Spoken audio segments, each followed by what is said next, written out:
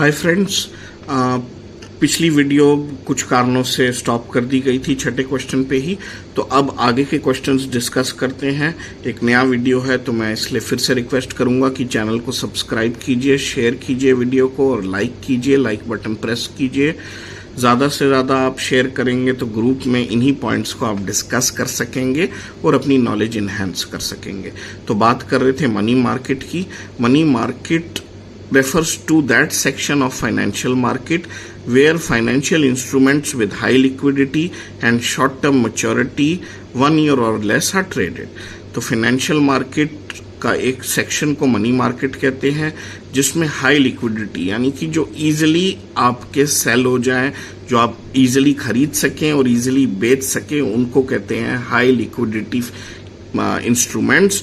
और short term maturity यानी tenure, तो यानी कि 1 साल और कम से टेन्योर के जो इंस्ट्रूमेंट्स होते हैं, वो फाइनेंशियल इंस्ट्रूमेंट्स होते हैं, वो मनी मार्केट में यूज होते हैं। इसका एग्जांपल है T bills, treasury bills, commercial papers, certificate of deposits और भी बहुत तरह के होते हैं।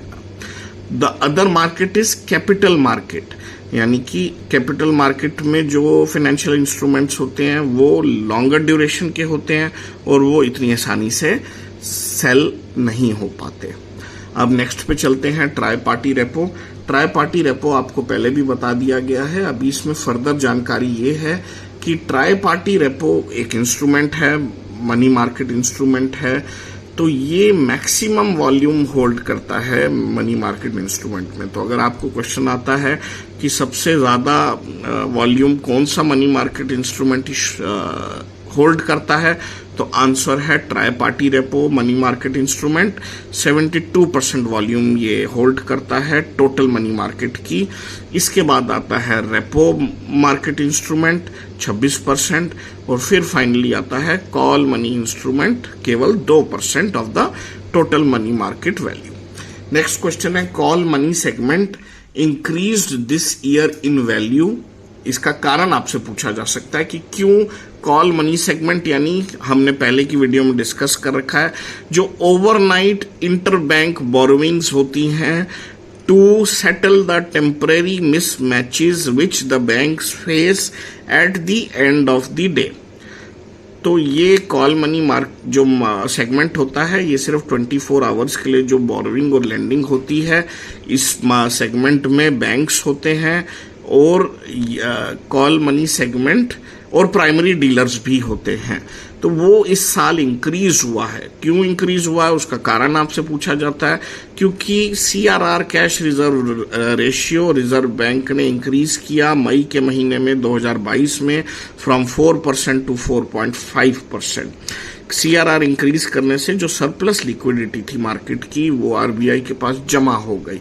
तो उस वजह से टेम्परेरी मिसमैचेस क्रिएट हुए, जिसके लिए कॉल मनी में बोरोइंग और लेंडिंग बढ़ गई। नेक्स्ट है interest rates on money market instruments. Money market instruments जैसे 91 day treasury bill, certificate of deposit and commercial paper, इसका जो इंटरेस्ट रेट है कि क्या रेट ऑफ इंटरेस्ट पे कोई XYZ बैंक किसी ABC बैंक को लोन देगा, वो जो रेट ऑफ इंटरेस्ट है वो कौन डिसाइड करता है? It's generally moved in synchronization with the overnight rates. तो अगर आपसे क्वेश्चन पूछा जाए कि money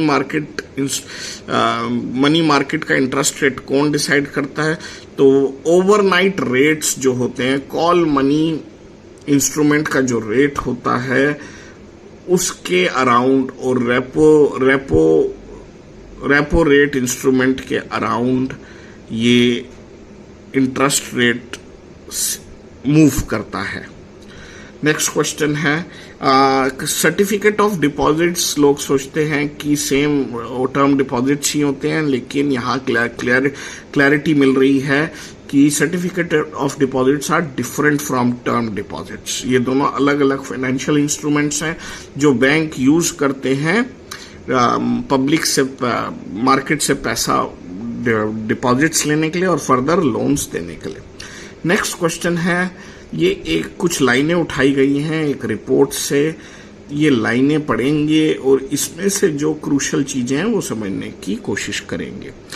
government security yields hardened in response to the announcement of normalization of the LAF corridor to 50 basis points with introduction of the SDF as the new floor of the policy corridor. ये पहली 4 लाइनों का मतलब समझेंगे कि जो government security yields हैं यानी कि रिटर्न्स हैं वो बढ़े। क्यों बढ़े? क्योंकि LAF कॉरिडोर जो कि लिक्विडिटी एडजस्टमेंट फैसिलिटी कॉरिडोर होता है ये वापस नॉर्मलाइज किया गया। कैसे नॉर्मलाइज किया गया?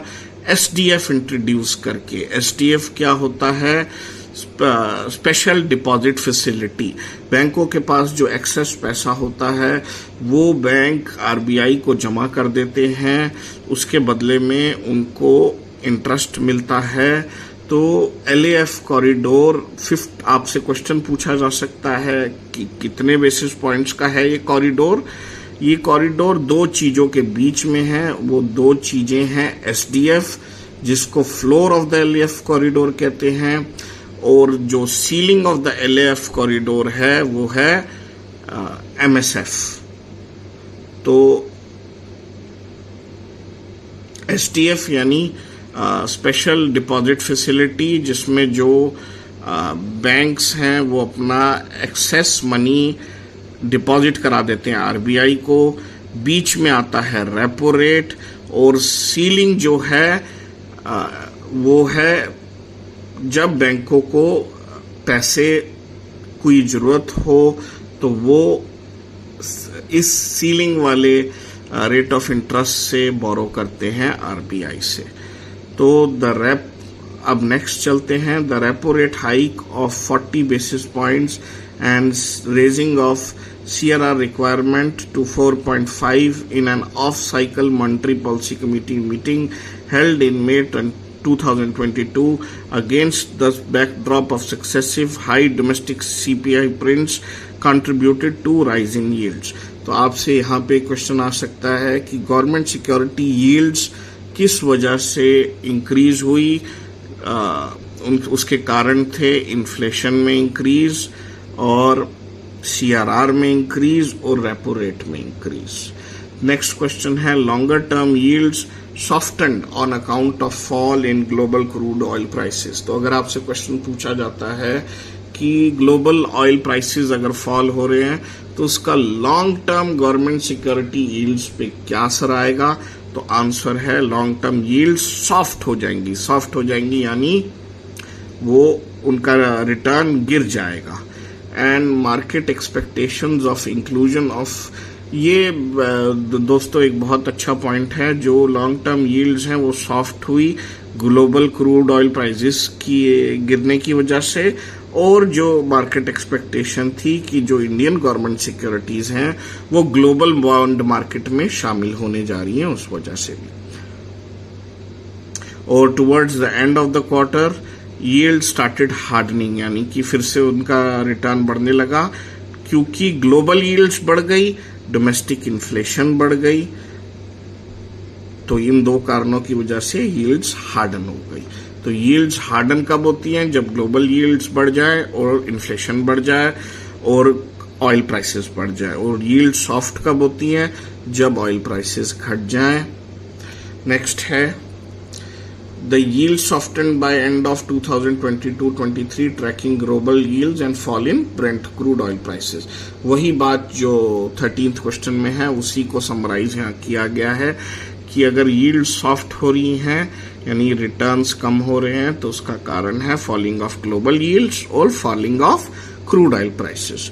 दोस्तों लास्ट क्वेश्चन है क्रेडिट स्प्रेड। ये एक टर्म है जो हम अक्सर रिपोर्ट्स न्यूज़पेपर्स में पढ़ते हैं। आज इसको समझने की कोशिश करेंगे। क्रेडिट स्प्रेड क्या होता है?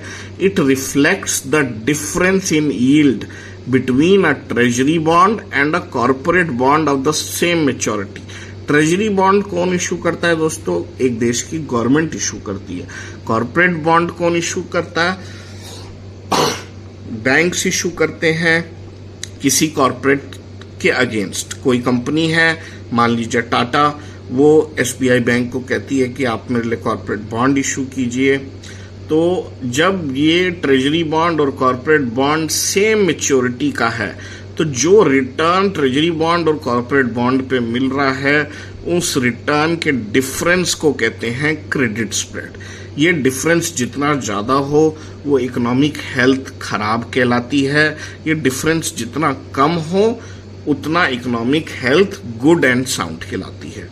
थैंक्स अ लॉट दोस्तों, एक बार फिर रिक्वेस्ट करूंगा कि वीडियो को ज़्यादा से ज़्यादा शेयर करें, चैनल को सब्सक्राइब करें, वीडियो को लाइक करें। Thank you.